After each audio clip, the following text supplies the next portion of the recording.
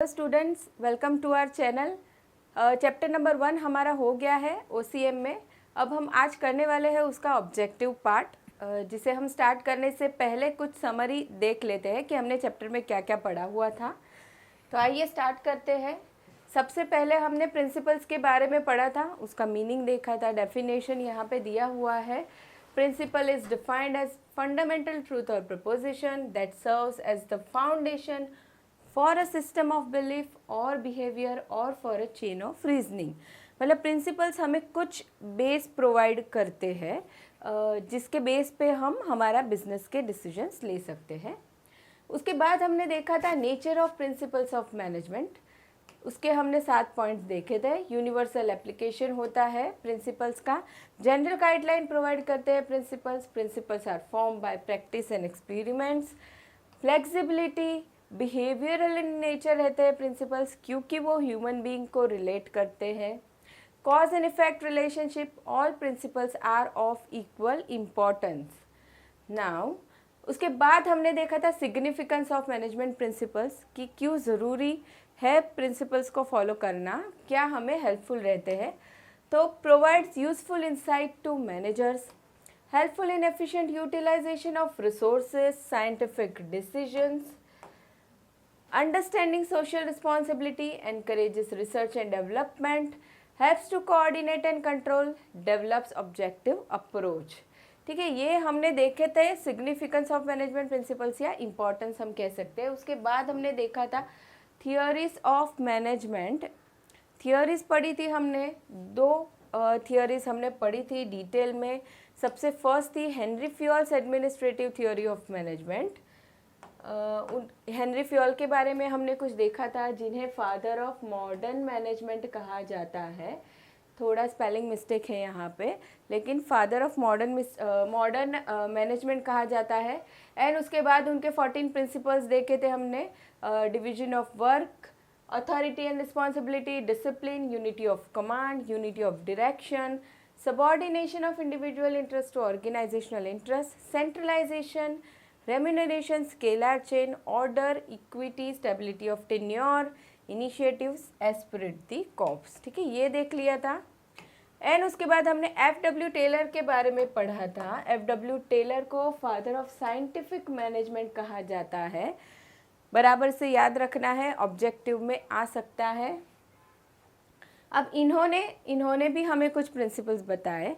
इन्होंने 6 प्रिंसिपल्स दिए। Science not rule of thumb, harmony not Discord, मतलब झगड़े नहीं होने चाहिए ऑर्गेनाइजेशन में, हार्मनी मेंटेन होनी चाहिए। मेंटल रिवॉल्यूशन के बारे में इन्होंने बताया, कोऑपरेशन होना चाहिए, not individualism, division of responsibility, development of employer and employees for greater efficiency and maximum prosperity. ये इन्होंने हमें 6 प्रिंसिपल्स बताए हुए थे। अब साथ ही जब इन्होंने साइंटिफिक मैनेजमेंट की बात की है, तो इन्होंने टेक्निक के बारे में बताया था हमें। अब ये जो टेक्निक्स है, उसमें सबसे फर्स्ट हमें करना है वर्क स्टडी। वर्क स्टडी में हम करते हैं time study, method study, motion study and fatigue study. उसके बाद हमें करना है standardisation of tools and equipments. उसके बाद हम करते हैं scientific task setting, scientific selection and training होगा एम्प्लॉयज़ का। फंक्शनल ऑर्गेनाइजेशन सेट होता है, जहाँ पे 8 फोरमैन टोटल बताए गए थे, 4 प्लानिंग लेवल पे एंड 4 इम्प्लीमेंटेशन लेवल पे। एंड उसके बाद लास्ट वन था differential piece rate wage plan बना हुआ होना चाहिए ऑर्गेनाइजेशन में। तो ये सारी चीज़ें हमने चैप्टर में पढ़ ली थी। अब आगे बढ़ते हैं ऑब्जेक्टिव की तरफ। अब यहाँ पे select the correct option and rewrite the sentences. Correct option हमें सिलेक्ट करना है। तो यहाँ पे सबसे फर्स्ट है, dash was regarded as father of scientific management. जब साइंटिफिक की बात आती है तो हमें FW टेलर का नाम लिख देना है साइंटिफिक मैनेजमेंट में।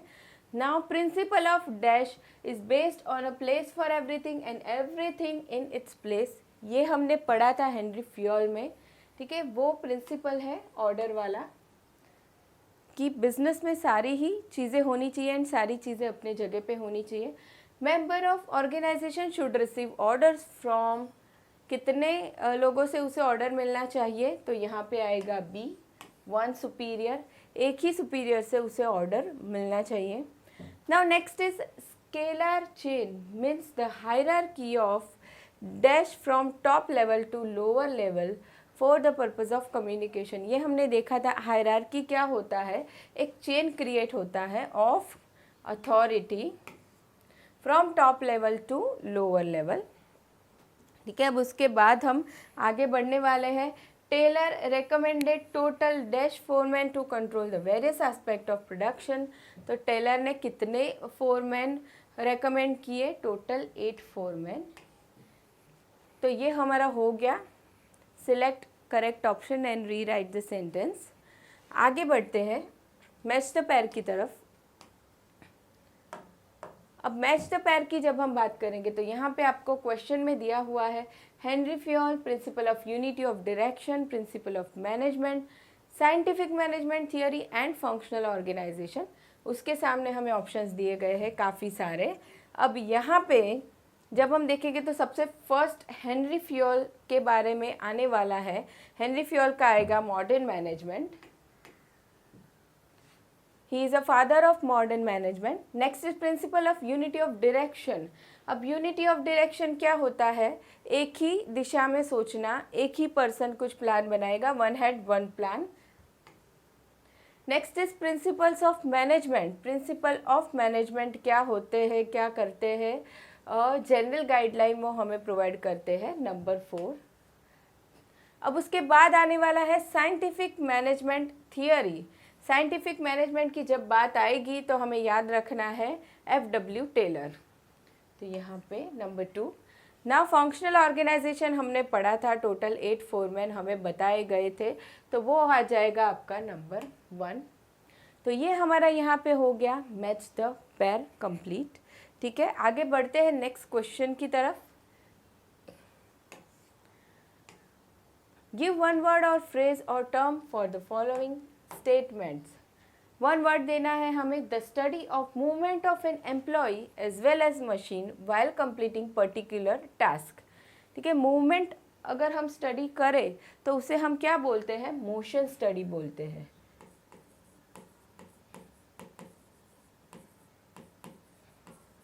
ये हमारा हो जाएगा motion study. Now next is the technique of observing and recording the time required by an employee to complete a given task. ये स्टूडेंट्स ये क्वेश्चन आया गया है हमारे साइंटिफिक मैनेजमेंट के बारे में, जो हमने पढ़ा FW टेलर ने जो बताया है वहाँ से। तो ये कौन सी टेक्निक है जहाँ पे हम टाइम रिक्वायर्ड को रिकॉर्ड करते हैं, तो वो हमारा हो जाएगा टाइम स्टडी।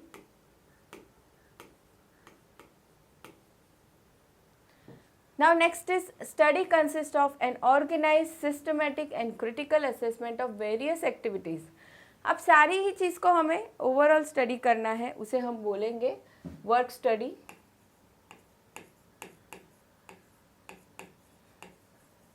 ये हो जाएगा वर्क स्टडी।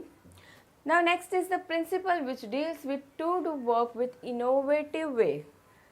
तो ये कौन सा प्रिंसिपल हो जाएगा, ये हमने पढ़ा था हेनरी फ्योल, जब हम पढ़ रहे थे हेनरी फ्योल के बारे में, 14 प्रिंसिपल के बारे में।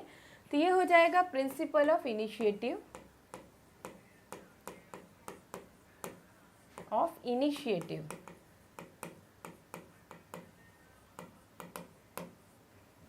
जहाँ पे एम्प्लॉय कुछ इनोवेटिव वे में सोचता है।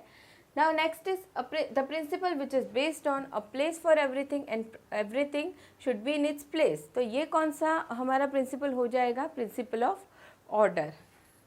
ठीक है, तो यहाँ पे आएगा प्रिंसिपल ऑफ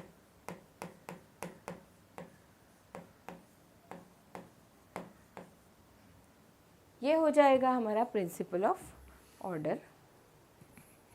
चलिए आगे बढ़ते हैं next. State whether following statements are true or false. True or false की तरफ आगे बढ़ते हैं। सबसे फर्स्ट है the principle of management are universal in nature. Yes, ये राइट है। ठीक है, यूनिवर्सल है, हर जगह प्रिंसिपल्स एप्लीकेबल होते हैं। Next is management principles are applied differently under different situation. Yes, ये भी हमने देखा था कि प्रिंसिपल्स फ्लेक्सिबल होते हैं, डिफरेंटली अप्लाई हो सकते हैं, तो ये हो जाएगा true. Now next is only some principles of management are important, तो ये है फॉल्स। सारे ही प्रिंसिपल्स हमें फॉलो करने होते हैं, ऐसा नहीं है कि कुछ ही हम फॉलो करेंगे, तो ये हो जाएगा फॉल्स। ठीक है, चलिए आगे बढ़ते हैं। फोर्थ हमें दिया गया है Henri Fayol has given different techniques of management. अब यहाँ पे गलत क्या है, टेक्निक उन्होंने नहीं बताया, उन्होंने प्रिंसिपल्स हमें दिए हैं, इसलिए ये हो जाता है false. Next F W. Taylor has propose 14 principles of management, तो ये रॉन्ग है। एफ.डब्ल्यू. टेलर ने 14 प्रिंसिपल्स नहीं दिए हैं, प्रिंसिपल्स हमें दिए हैं हेनरी फ्योल ने। Each member of organisation should receive orders only from one superior, तो ये राइट है, ट्रू है, एक ही सुपीरियर से ऑर्डर मिलना चाहिए। नाउ उसके बाद है फाइंड द ऑड वन निकाल देना है हमें। Principle of authority and responsibility, motion study, principle of division of work, principle of discipline. अब यहाँ पे बात की गई है 14 प्रिंसिपल के बारे में, तो यहाँ पे निकल जाएगा odd one out, motion study. Motion study क्या था, हमने टेक्निक में पढ़ा था, साइंटिफिक टेक्निक में, तो ये निकल जाएगा। Now next is fatigue study, principal of unity of command, work study और मोशन स्टडी, तो ये सारी चीज़ें टेक्निक में आ रही है, fatigue study, work study, motion study. तो यहाँ पे ऑड वन आउट हो रहा है यूनिटी ऑफ कमांड, जो है हेनरी फ्योल के 14 प्रिंसिपल्स में। ठीक है, चलिए अब आगे बढ़ते हैं आंसर इन वन सेंटेंस की तरफ। तो what is principal of unity of command, उसमें सबसे फर्स्ट दिया हुआ है जो ऑलरेडी हमने पढ़ा है स्टूडेंट्स। यूनिटी ऑफ कमांड क्या होता है, a subordinate should receive order from only one superior, एक ही सुपीरियर से, एक ही बॉस के पास से ऑर्डर मिलने चाहिए। Next is what is standardisation of tools and equipments, ये हमने देखा था टेक्निक्स में, जो एफ.डब्ल्यू. टेलर ने हमें बताई थी कि टूल्स एंड इक्विपमेंट्स कैसे होनी चाहिए, स्टैंडर्डाइज होनी चाहिए, नहीं तो क्या होता है मटेरियल का भी वेस्टेज होता है एंड टाइम का भी वेस्टेज होता है। Next what is differential wage rate, ये हमने पढ़ा था, डिफरेंशियल वेज रेट प्लान क्या होता है, एक स्टैंडर्ड आउटपुट डिसाइड किया जाता है एंड उसके बेस पे वेजेस डिसाइड किया जाता है, उससे अगर ज़्यादा किसी ने आउटपुट दिया है तो उसे ज़्यादा मिलता है वेजेस, एंड कम किया है काम तो कम मिलेगा। Now next is what is subordination of individual interest into organisational interest, तो इसमें हमें पढ़ना है कि भाई इंडिविजुअल को खुद के इंटरेस्ट के बारे में नहीं सोचना है, उसने ऑर्गेनाइजेशन के फर्म के ऑब्जेक्टिव के बारे में ही सोचना है। And next is what is the meaning of principle, principle के बारे में भी पढ़ा था, प्रिंसिपल्स क्या होते हैं, वो हमारे एक फंडामेंटल कुछ थिंकिंग रहती है या प्रपोजिशन रहता है जिसे हम एज अ बेस रख के हम बिजनेस के डिसीजंस ले सकते हैं। तो ये हमारा हो गया आंसर इन वन सेंटेंस। आपको यहाँ पे ज़्यादा डिटेल में नहीं लिखना है स्टूडेंट्स, क्योंकि ये एक एक मार्क में ही आएगा आपको 1 मार्क्स के लिए। Correct the underline word and rewrite the following sentences. Security in job always affects adversely on efficiency of employees. अब इस वर्ड को हमें करेक्ट करना है, सिक्योरिटी अफेक्ट नहीं करती है, इनसिक्योरिटीज अफेक्ट करती है, insecurity. Now next, Spirit the corps means division is strength, तो नहीं, एस्पिरिट द कॉर्प का मतलब क्या है, यूनिटी स्ट्रेंथ होती है, तो यहाँ पे आएगा unity is strength. Now next, each member of organization should receive orders from only one subordinate, नहीं, ऑर्डर हमेशा किससे मिलेंगे, सुपीरियर से, superior. Next, decentralisation means concentration of powers and authority at a specific position, तो decentralisation नहीं आएगा, यहाँ पे आएगा centralisation. Now next is management techniques are applied differently under different conditions. तो टेक्निक नहीं, हमने प्रिंसिपल के बारे में ये चीज़ पढ़ी थी कि प्रिंसिपल फ्लेक्सिबल होते हैं, अंडर डिफरेंट सिचुएशन हम उसे डिफरेंटली अप्लाई कर सकते हैं। तो यहाँ पे हो जाएगा स्टूडेंट प्रिंसिपल्स। ठीक है, तो ये हो गया हमारा correct the underlined word and rewrite the following sentences. अब हम आगे जाएंगे। एक्सप्लेन द फॉलोइंग टर्म्स और कॉन्सेप्ट्स। यहाँ पे सबसे फर्स्ट आता है मोशन स्टडी। तो मोशन स्टडी में हमने देखा था मूवमेंट हमें स्टडी करना है एम्प्लॉयज़ का या मशीन का। डिफरेंशियल पीस रेट सिस्टम भी हमने देखा। आगे क्या होता है फटीग स्टडी, एम्प्लॉयज़ को जो स्ट्रेस आता है, जो वर्कलोड आता है, वो हमें स्टडी करना है। टाइम स्टडी, यहाँ पे हम टाइम स्टडी करते हैं to produce particular output. Standard output हम स्टैंडर्ड टाइम हम डिसाइड करते हैं पर्टिकुलर प्रोडक्शन का। तो ये हो जाएगा टाइम स्टडी। ये हो गया हमारा एक्सप्लेन द टर्म्स, जो आपको 2 मार्क्स के लिए आएगा। मिनिमम 2 पॉइंट्स आपको लिखने हैं यहाँ पे। आगे बढ़ते हैं। स्टडी द फॉलोइंग केस और situation and express your opinion. Case study हमें दिया गया है, 3 क्वेश्चन रहेंगे यहाँ पे based on case study. 1 mark के लिए हर एक क्वेश्चन रहेगा। वैसे 3 मार्क की एक केस स्टडी आपको आएगी। Now, Mr. Harshad is an entrepreneur and engaged in production of eco-friendly utensils. Mister Harshad का बिजनेस है एंड वो क्या करते हैं, प्रोडक्शन करते हैं of eco friendly utensils. Both male and female workers are working in his factory. Now all male employees are directly working on machines whereas female employees are working in packaging department. क्या बताया उन लोगों ने, जो mail है वो क्या करते हैं, मेल एम्प्लॉयज़ काम करते हैं मशीन्स पे, प्रोडक्शन करते हैं, एंड फीमेल्स क्या करती है, पैकिंग करती है। Now mister Sharad is working as finance manager while Mrs. Naina is working as HR manager who is responsible for recruiting employees in the factory. ठीक है, मिस्टर शरद क्या है, फाइनेंस मैनेजर है, मिसेस नैना है वो HR मैनेजर है।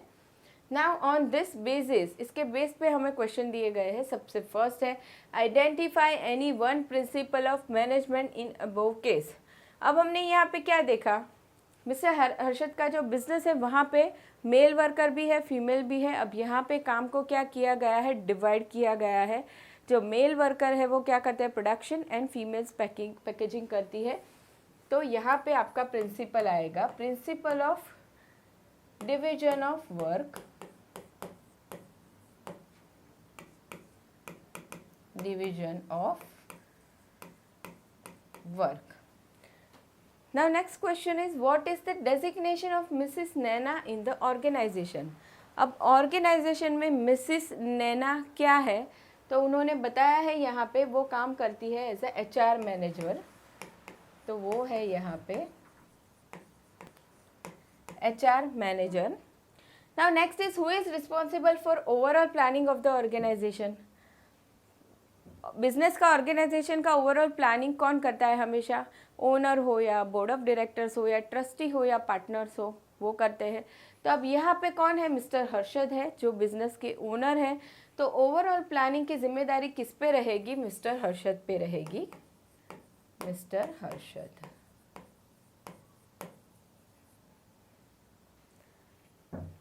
चलिए यहाँ तक हो गया है हमारा फर्स्ट केस स्टडी हो गया। अब आगे बढ़ते हैं नेक्स्ट केस स्टडी की तरफ। In Fine Diamonds Limited 200 employees are working in 3 shift. इस कंपनी में क्या है, 200 एम्प्लॉय है, 3 शिफ्ट में काम करते हैं। In first shift 60 employees, in second shift 60 and in third shift 80 employees are working without sufficient breaks except lunch break and shift change break. देखिए यहाँ पे फर्स्ट शिफ्ट में 60, सेकेंड में भी 60 एम्प्लॉयज़ है, थर्ड में 80 है। अब ये लोग नॉन स्टॉप काम कर रहे हैं, खाली 2 ही ब्रेक मिल रहे हैं उन लोगों, लंच ब्रेक मिल रहा है एंड दूसरा शिफ्ट चेंज का जो ब्रेक है वो ही मिल रहा है। तो अब यहाँ पे फटीग स्टडी हमें करना पड़ेगा बराबर, क्योंकि बहुत वर्कलोड हो रहा है। No employee is able to complete the work in design time due to inappropriate time management. देखिए इनअप्रोप्रिएट टाइम मैनेजमेंट है which results into delay for next shift employees। अब प्रॉपर टाइम मैनेजमेंट नहीं है, मतलब standard output का standard time भी decided नहीं है, वो भी यहाँ पे प्रॉब्लम दिख रहा है। ठीक है, चलिए अभी क्वेश्चन देखते हैं क्या दिया गया है। Identify which scientific principle needs to be followed by the company. अब यहाँ पे साइंटिफिक प्रिंसिपल हमें पूछा है, जो हमें FW टेलर ने दिया था, ठीक है, कि कौन सा साइंटिफिक प्रिंसिपल हमें यहाँ पे फॉलो करना पड़ेगा। तो जो हमने 6 प्रिंसिपल्स देखे थे उसमें से सबसे फर्स्ट आएगा science not the rule of thumb. यहाँ पे क्या है, साइंटिफिकली कुछ भी डिसाइड नहीं किया गया है, रूल ऑफ थंब फॉलो हो रहा है कि 60-80 एम्प्लॉय थी, शिफ्ट में रख दिए, ब्रेक भी बराबर प्रॉपर नहीं दिया जा रहा है, तो यहाँ पे क्या हो रहा है, रूल ऑफ थंब फॉलो हो रहा है, ठीक है, वो फॉलो नहीं करना है। तो यहाँ पे प्रिंसिपल कौन सा आएगा, science not rule of thumb, ठीक है। तो science not rule of thumb, rule of thumb follow नहीं करना है। नाउ उसके बाद है suggest 2 scientific techniques which can be used for smooth flow of work in Fine Diamonds limited. देखिए यहाँ पे अब हमें पूछा गया है 2 टेक्निक के बारे में कि कौन कौन सी 2 टेक्निक हमें देखनी है कि जिसकी वजह से स्मूथ फ्लो ऑफ वर्क होगा। तो एक तो हमने आगे ही पढ़ा कि फटीग स्टडी, फटीग स्ट्रेस आ रहा है एम्प्लॉय को, ठीक है, तो एक हम करेंगे fatigue study.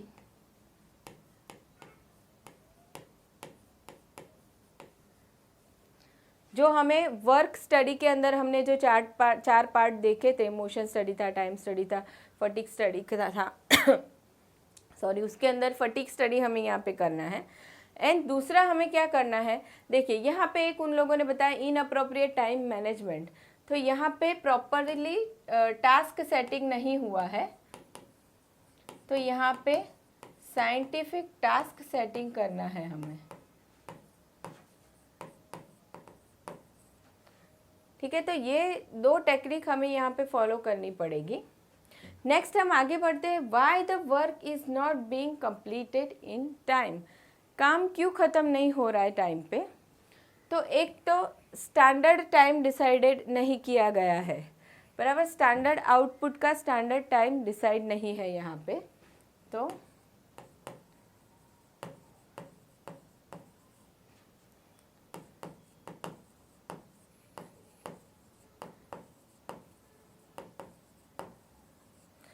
Standard time decide नहीं किया गया है। एंड दूसरा क्या हो रहा है, देखिए यहाँ पे इनअप्रोप्रिएट टाइम मैनेजमेंट, ये तो बहुत बड़ी प्रॉब्लम है, ठीक है। तो बहुत उन लोगों ने कुछ शेड्यूल नहीं किया हुआ है, इसके लिए long working hours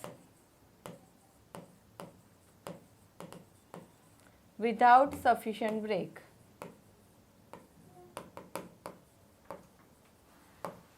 without break. देखिए ये सारी प्रॉब्लम्स यहाँ पे हो रही है, उसकी वजह से क्या हो रहा है, काम उसके टाइम पे ख़त्म नहीं हो रहा है, ठीक है। तो ये यहाँ पे 3 क्वेश्चन जो इसके थे वो हमारे हो गए, और सेकंड केस स्टडी भी यहाँ पे ख़त्म हो गया। चलिए तो अभी नेक्स्ट क्वेश्चन की तरफ बढ़ते हैं, आंसर इन ब्रीफ। अब यहाँ पे explain any 5 principles of management of Henry fuel. तो हेनरी फ्यूल के जो 14 प्रिंसिपल्स हमने पढ़े थे उसमें यहाँ पे आपको 5 प्रिंसिपल्स पूछे गए हैं, तो एटलीस्ट आप 6 से 7 यहाँ पे लिख सकते हैं, ताकि कुछ रॉन्ग हो जाए तो आपको मार्क्स पूरे मिल जाए। Now describe any 4 techniques of scientific management. Techniques of scientific management हमने पढ़ी थी, वर्क स्टडी करना है हमें, उसके बाद स्टैंडर्ड साइंटिफिक टास्क सेटिंग करना है, ठीक है, सिलेक्शन एंड ट्रेनिंग साइंटिफिक होना चाहिए। ये सारी टेक्निक्स भी हमने डिटेल में पढ़ ली है लेक्चर में, तो आप रेफ़र कर सकते हैं वहाँ जाके। अब उसके बाद आता है question number 5, justify the following statements. आपको स्टेटमेंट दिया रहेगा, आपको उसे जस्टिफाई करना है ना। उसमें अभी सबसे फर्स्ट आपको दिया गया है यहाँ पे, principles of management are flexible in nature. तो ये हमने पढ़ा था नेचर ऑफ प्रिंसिपल में कि यस प्रिंसिपल्स कैसे रहते हैं, फ्लेक्सिबल। तो सबसे पहले यहाँ पे सबसे फर्स्ट पॉइंट में आप क्या करेंगे, प्रिंसिपल ऑफ मैनेजमेंट के बारे में आपको एक्सप्लेन करना है कि प्रिंसिपल्स क्या होते हैं, उनका मीनिंग लिखना है आपको। एंड दूसरी चीज़ उसके बाद आपको बताना है कि बिजनेस में सिचुएशन अलग अलग होती है डिसीजन मेकिंग के लिए, एवरी बिजनेस का नेचर भी अलग अलग होता है, तो इसीलिए हम प्रिंसिपल को differently under different situation apply कर सकते हैं। वो प्रिंसिपल्स फ्लेक्सिबल रहते हैं, एकदम रिजिड नहीं होते हैं। तो यहाँ पे आपको मिनिमम 4 से 5 पॉइंट में आपको एक्सप्लेन करना है अच्छे से ना। उसके बाद आता है management principles are helpful in optimum utilisation of resources. तो यस, यहाँ पे हम क्या करेंगे, प्रिंसिपल के बारे में मीनिंग बताएंगे एंड उसके बाद के पॉइंट में हमें लिखना है कि रिसोर्सेज क्या क्या होते हैं बिजनेस में। फाइनेंशियल रिसोर्स होता है, ह्यूमन रिसोर्स होता है, ठीक है, ये रिसोर्सेज के बारे में हम लिखेंगे एंड उसके बाद हमें एक्सप्लेन करना है कि प्रिंसिपल्स हमें हेल्प करते हैं ऑप्टिमम यूटिलाइजेशन ऑफ रिसोर्सेज में। मतलब हम हमारे रिसोर्सेज को विदाउट वेस्टिंग इट, मिनिमम से मिनिमम वेस्टेज करके हम उसका मैक्सिमम यूज़ कर सकते हैं एंड ज़्यादा से ज़्यादा हम प्रॉफिट बिजनेस में अर्न कर सकते हैं। तो ये चीज़ हमें वहाँ पे एक्सप्लेन करनी है। उसके बाद है principle of equity is important. तो यस, प्रिंसिपल ऑफ इक्विटी ये हमने पढ़ा था हेनरी फ्योल के 14 प्रिंसिपल्स के अंदर। प्रिंसिपल ऑफ इक्विटी क्या बताता है? प्रिंसिपल ऑफ इक्विटी बताता है कि सारे ही एम्प्लॉयज़ को इक्वली ट्रीट किया जाए। ये आपको लिखना है पॉइंट वाइज। सारे ही एम्प्लॉयज़ को रेम्यूनरेशन प्रॉपरली दिया जाए, उनकी क्वालिफ़िकेशन, एक्सपीरियंस, उनकी पोस्ट के हिसाब से। एंड दूसरा, जब अलॉटमेंट ऑफ वर्क होता है उसमें भी इक्विटी मेंटेन की जाए, कोई पार्शियलिटी नहीं होनी चाहिए। तो ये चीज़ बताता है principle of equity. Now next is Taylor emphasise on standardisation of tools and equipment. ये हमने पढ़ा था साइंटिफिक टेक्निक्स के बारे में। तो यहाँ पे आपको 1 से 2 पॉइंट में पहले एक्सप्लेन कर देना है कि FW टेलर ने हमें साइंटिफिक मैनेजमेंट के बारे में बताया है। उसमें उन्होंने हमें कुछ टेक्निक्स दी हुई है कि कैसे हम साइंटिफिकली मैनेज कर सकते हैं बिजनेस को। अब उस टेक्निक में से एक टेक्निक है standardisation of tools and equipments, कि हमारे बिजनेस में जो भी टूल्स, इक्विपमेंट्स, मशीनरी यूज़ होती है वो स्टैंडर्डाइज होने चाहिए एंड प्रॉपरली उनका मेंटेनेंस होना चाहिए। अगर नहीं होता है तो उससे क्या होता है, रिसोर्सेज हमारे वेस्टेज हो जाते हैं, उसमें जो हम मटेरियल यूज़ करते हैं वो वेस्ट होता है, प्लस टाइम वेस्ट होता है एम्प्लॉय का, एंड दूसरा एम्प्लॉय को स्ट्रेस आ जाता है अगर मशीनरी इक्विपमेंट प्रॉपर नहीं है तो, एंड उसकी वजह से एम्प्लॉय की प्रोडक्टिविटी कम हो जाती है। तो ये आपको एक्सप्लेन करना है। Next is differential piece wage rate plan is necessary. Yes, business में differential piece rate wage plan decided होना चाहिए। अब ये क्या होता है, जहाँ पे स्टैंडर्ड आउटपुट डिसाइड होता है कि एक एम्प्लॉय कितना स्टैंडर्ड आउटपुट प्रोडक्शन कर सकता है, उससे अगर कोई एम्प्लॉय ज़्यादा प्रोडक्शन करता है तो उसे ज़्यादा वेजेस मिलता है, एंड उससे अगर कोई एम्प्लॉय कम प्रोडक्शन करता है तो उसे कम वेजेस मिलता है। अब ये सिस्टम सेट करने की वजह से क्या होता है, एम्प्लॉय मोटिवेट होता है ज़्यादा से ज़्यादा काम करने के लिए। वो ऐसे सोचता है कि भाई ज़्यादा अगर मैं प्रोडक्शन करूँगा तो मुझे ज़्यादा वेजेस मिलने वाला है, ठीक है। इससे अल्टीमेटली हमारे बिज़नेस को ही फ़ायदा होता है, हमारे बिज़नेस का प्रोडक्शन बढ़ता है, ठीक है। तो ये हो गया बच्चों जस्टिफाई द फॉलोइंग स्टेटमेंट, जहाँ पे आपको स्टेटमेंट को रीज़न दे के एक्सप्लेन करना है। अब आगे बढ़ते हैं, attempt the following, explain in detail any 5 principal of management given by Henry Fayol. तो ये प्रिंसिपल्स हमने डिटेल में किए हैं स्टूडेंट्स, लेक्चर में रेफर कर सकते हैं आप।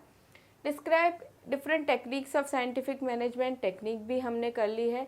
Elaborate principle of scientific management, FW Taylor ने जो प्रिंसिपल्स दिए हैं 6 प्रिंसिपल्स वो हमने देखे थे।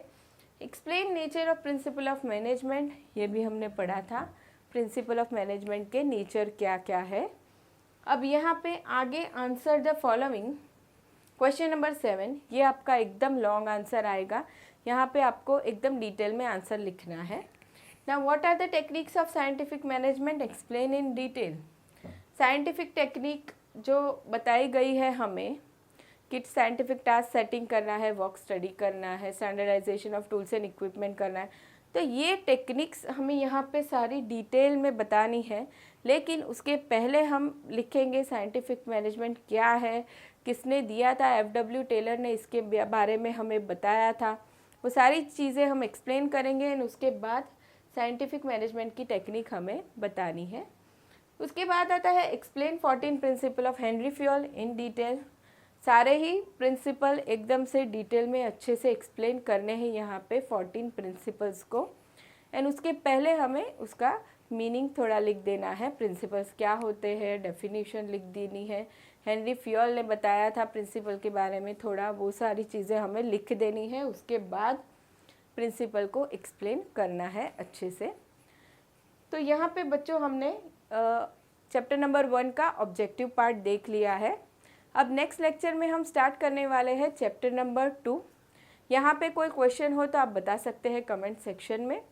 मिलते हैं नेक्स्ट लेक्चर में। Thank you so much.